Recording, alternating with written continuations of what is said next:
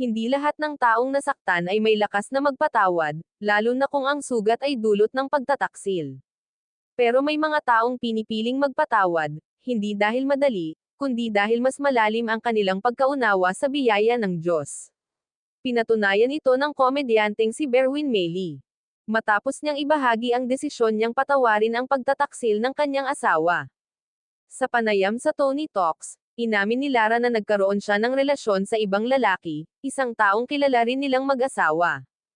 Ayon kay Lara, umabot sa puntong muntik na niyang iwan ang kanyang pamilya para sa ibang lalaki, ngunit nagbago ang lahat matapos ang isang karanasang itinuring niyang divine intervention.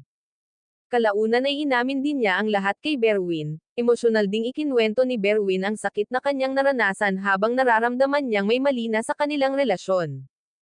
May times na sweet pa naman si Lara sa akin, but yung sweetness niya, alam ko na there's something. I was really crying to the Lord.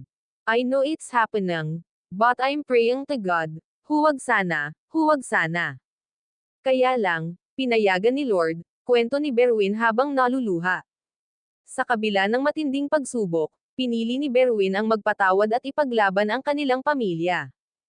Ayon sa kanya, walang taong perpekto. Lahat tayo ay may pagkukulang, may mga kasalanang nagagawa, minsan lantad, minsan lihim. Pero sa kabila nito, patuloy tayong pinapatawad at binibigyan ng panibagong pagkakataon.